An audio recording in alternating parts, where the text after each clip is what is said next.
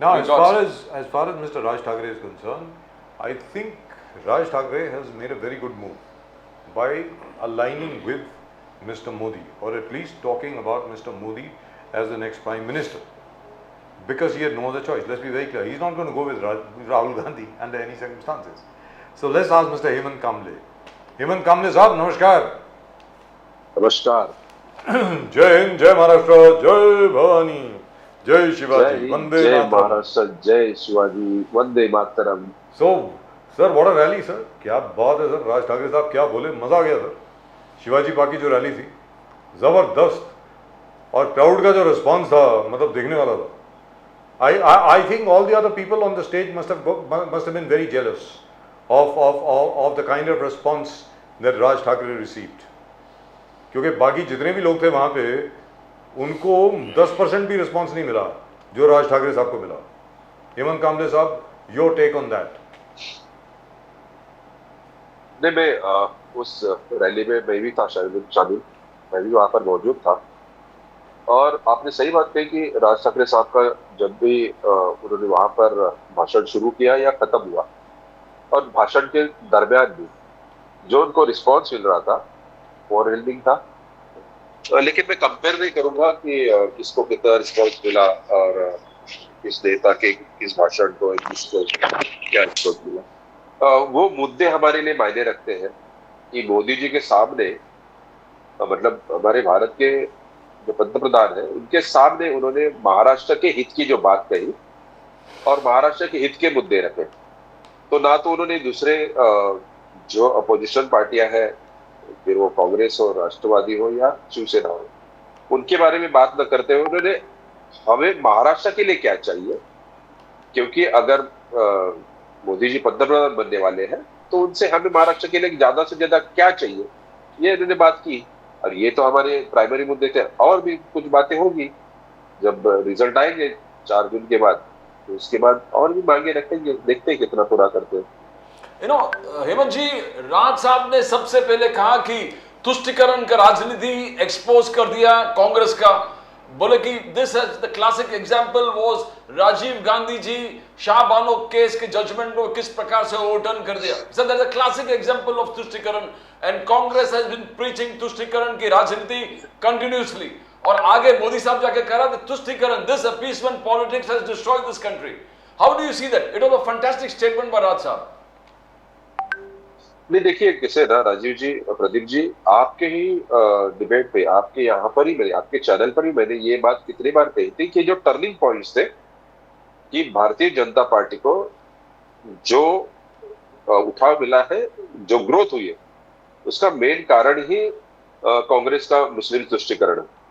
फिर वो शाहबानो केस हो, या फिर राम मंदिर के दरवाजे खोलने हो, या फिर आगे रथ यात्रा को रोकना हो, ये सब बातें जो हुई, इसके कारण ही भारतीय जनता पार्टी को ग्रोथ मिला है.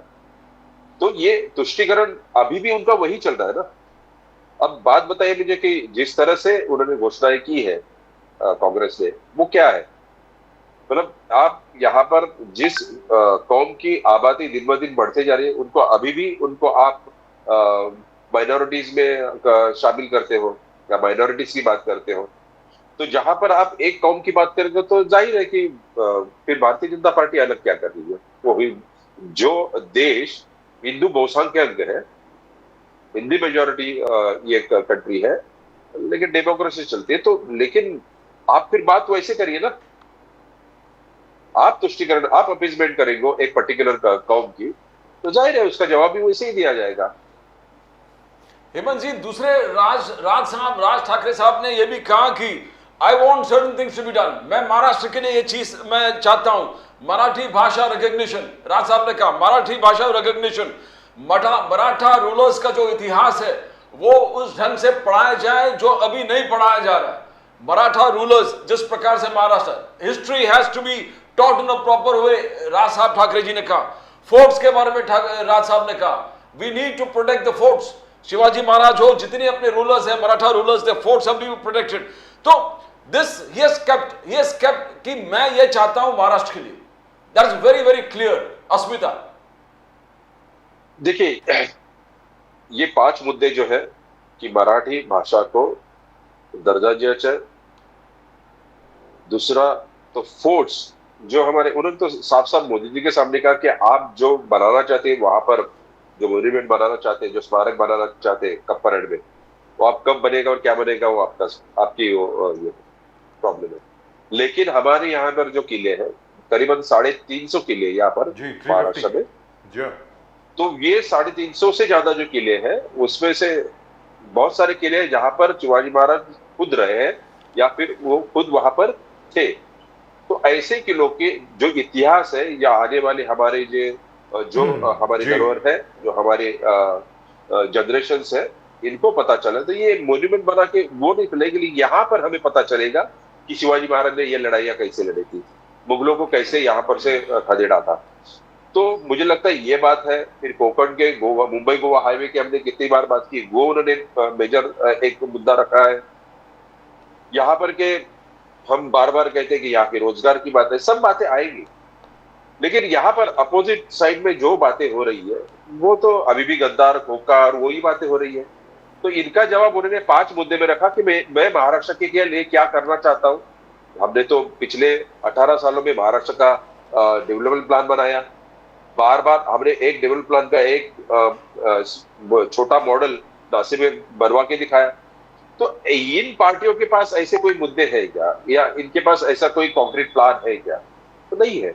अब कोई पार्टी एक करना चाहती है और इस बार हमने एक, बल्कि इस देश को स्टेबिलिटी की जरूरत है, हमको अनकंडीशनल सपोर्ट किया है। अब इनकी जिम्मेदारी भारतीय जनता पार्टी की बड़ी है जी। कि भाई आपको अभी प्रूव करके दिखाना है। आपको 10 साल मिल गए और मुझे लगता है पिछले 30 या 35 सालों में पहली बार ऐसा हो रहा है कि तीसरी टर्म आपको मिल गई। नहीं तो आप देखिए कि 10-10 साल की 2-2 टर्म मिली है, लेकिन तीसरी टर्म में कोई रिपीट नहीं हुआ। अगर आप तीसरी बार रिपीट होते हैं तो आपके लिए ये सुनहरा मौका रहेगा कि आप जो कहते हैं वो आपको करके दिखाना पड़ेगा। तो जिम्मेदारी भारतीय जनता पार्टी की बड़ी है। सर ये तो रिकॉर्ड होगा पंडित नेहरू के बाद, सिर्फ अकेले पंडित नेहरू हैं जो तीसरी बार इलेक्ट हुए हैं सर। जी जी, मैं पिछले 30-35 साल की बात कर रहा हूँ। ये दुरुस्त बात है, 30-35 साल में तो कोई हुआ ही नहीं है, सिर्फ मैक्सिमम 10-10 ईयर्स, 10-10 साल का हुआ है जी। वो भी maximum, on the maximum side. और वो भी कांग्रेस का अगर देखा जाए तो पहले राजीव गांधी जी आए, उसके बाद अपने वीपी सिंह जी आ गए, और उसके बाद चंद्रशेखर जी आ गए, और फिर उसके बाद नरसिम्हा राव आए, उनका 5 साल का टर्म था।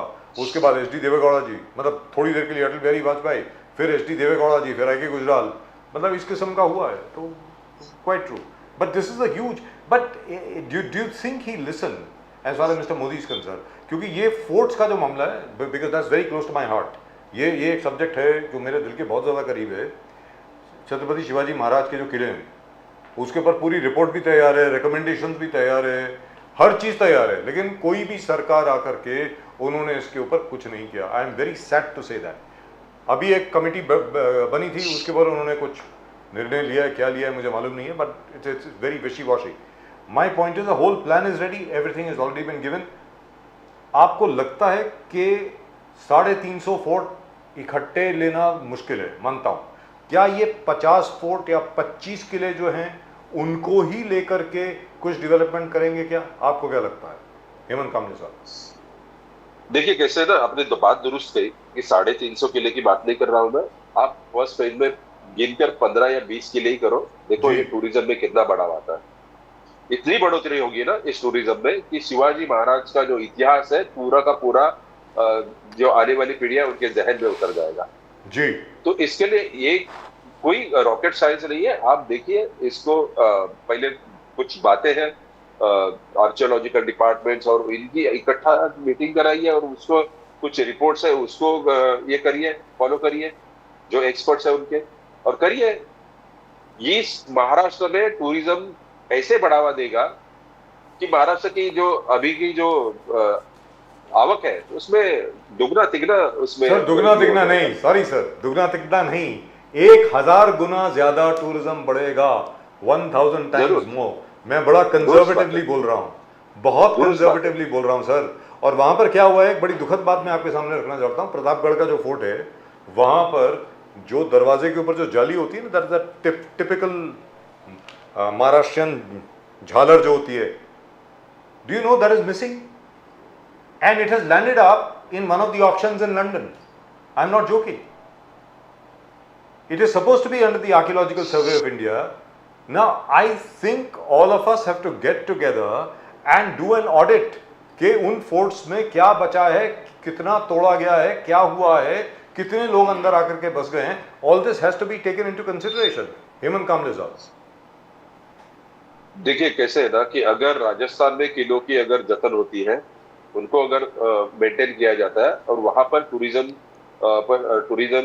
डेवलप करके वहां के सरकारें अगर अच्छा मुनाफा कमाती है और मतलब रेवेन्यू जनरेट कर सकती है, तो यहाँ पर तो इतिहास हमारा लड़ते लड़ते हम इतिहास बनाया हमने जी. चलो 100-125 साल तो मतलब मराठों ने पूरे देश पर राज किया. मतलब दिल्ली का तक तो मराठाओं ने संभाल लिया था. और यही नहीं तो आज से अटक के पार, मतलब अभी आप जो अफगानिस्तान गए तो वहां तक मराठा पहुंच चली चुकी. जी, दुरुस्त बात. तो ये इतिहास तो हमारे लोगों को, हमारे बच्चों को सीखना चाहिए. मैंने पिछली बार भी कहा था, मेरे बच्चे का सवाल था भाई, मुगलों का अगर अकबर सिखाया जाता है, हमें अगर जहांगीर सिखाया जाता है, औरंगजेब बताया जाता है, तो इसमें शिवाजी महाराज के लिए सिर्फ 4 लाइनें हैं. संभाजी महाराज के लिए कुछ भी नहीं है, पेशवा के लिए कुछ भी नहीं है, राघोबा पेशवा के लिए कुछ भी नहीं है, बहादुर शिंदे पता नहीं है उनको, प्रतापराव गुर्जर पता नहीं है उसको. कितने बच्चों को पता है? हम्बीरराव मोहिते किसको पता है? तानाजी मालुसरे की मूवी है, इसके लिए तानाजी मालुसरे 3 घंटे की मूवी के पता है, लेकिन तानाजी मालुसरे किसको पता है? बहिर्जी नाइक किसको पता है? संताजी घोरपड़े किसको पता है? धनाजी जाधव किसको पता है?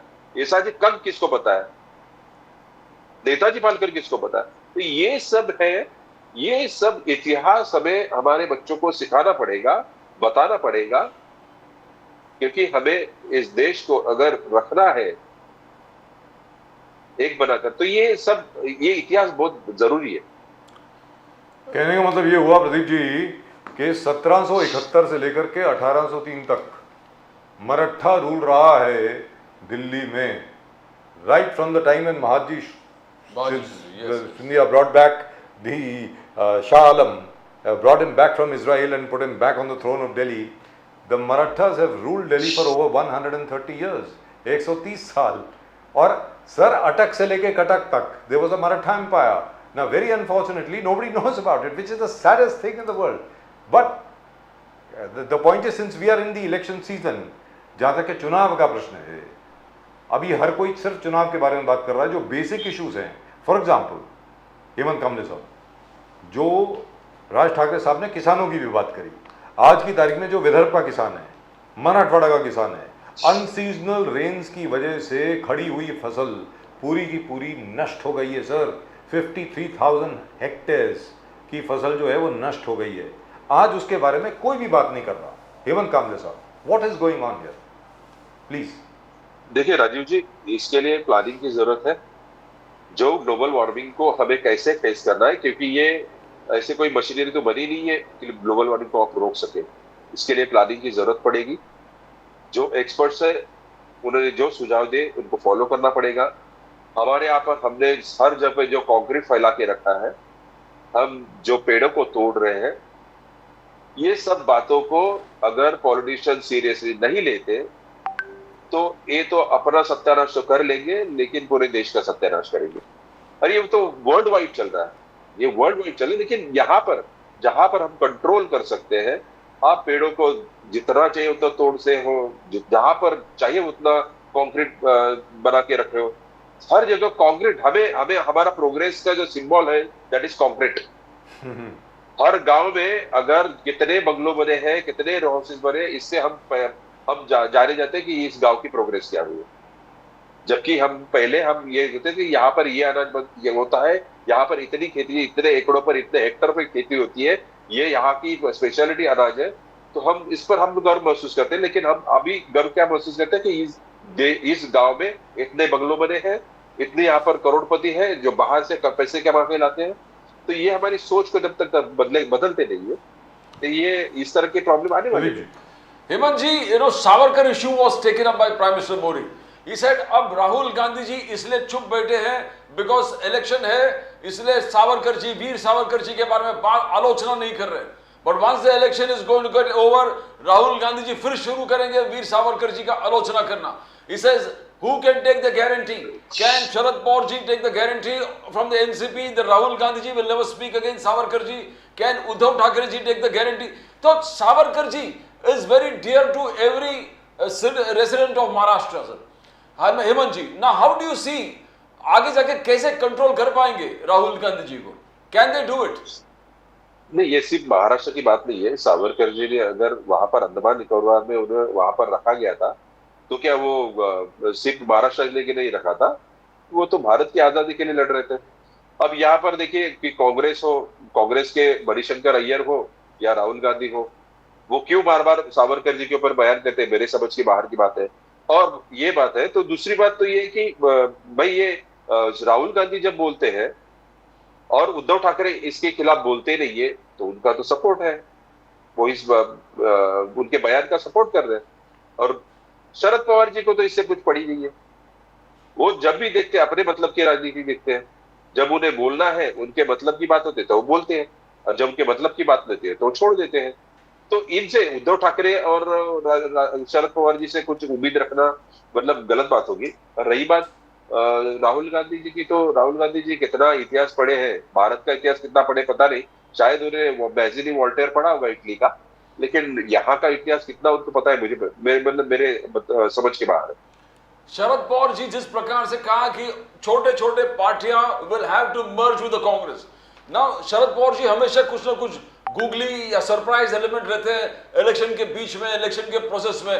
Now how do you think that Uddhav Thackeray ji क्या मर्ज करेंगे कांग्रेस में? भले आलोचना हुआ कि Uddhav Thackeray ji today this time voted for the Congress, और जो बाला साहब ठाकरे जी कभी जिंदगी में सोच भी नहीं सकते कि अपने ही कोई लोग जाके कांग्रेस को मत दे देंगे. ना how do you see that, what is going to happen? Sharad Pawar ji statement, Hemant ji. तो शरद पवार जी बहुत ही चालाक राजनीति है, वो राजनेता है. उन्होंने पहले ही एडजस्टमेंट कर चुके हैं. मतलब ये स्टेटमेंट देखे, अगर रिजल्ट उनके मन मुताबिक नहीं आता है तो हो सकता है कि उनके पास जो बची हुई राष्ट्रवादी कांग्रेस है, वो शायद वो कांग्रेस में मर्ज कर दे और सुप्रिया सुले जी को वहां पर वो एडजस्ट कर ले. तो उनकी जो स्थापित की हुई राष्ट्रवादी भी जिंदा रहेगी और सुप्रिया सुले भी वहां पर एस्टेब्लिश हो जाएगी कांग्रेस में. कांग्रेस को ऐसे भी एक लेडीज लीडर की, महाराष्ट्र में लेडीज लीडर कोई है नहीं उनके पास, तो शायद वो एडजस्टमेंट होगी. तो शरद पवार जी बहुत कैलकुलेटिव बोलते हैं. कैलकुलेटिव उनका मतलब, अब जहां पर हमारी सोच खत्म होती है वहां पर उनकी चालू होती है. तो मुझे लगता है कि इस तरह से उन्होंने पहले एडजस्टमेंट कर चुके हैं कि भाई अगर हमारे मन मुताबिक कुछ आता नहीं रिजल्ट तो हम करेंगे, हो सकता है. बाकी सब कोई पार्टियां तो उस पर हामी नहीं भरी है. उद्धव ठाकरे तो उसमें मर्ज नहीं करेंगे, इतना तो नीचे गिर नहीं जाएंगे उद्धव ठाकरे, इतना नीचे नहीं गिरेंगे. लेकिन सर जो वोट किया उसके बारे में क्या बोलते हैं? पहले बार उद्धव जी यानी बाला साहब ठाकरे जी के घर से कोई अगर कांग्रेस को सिक्का लगा है, वो अब लगा है वर्षा गायकवाड़ जी को. Now that is out, unthinkable. कभी सोच नहीं सकते थे ऐसा होगा. How do you see that Hemant ji?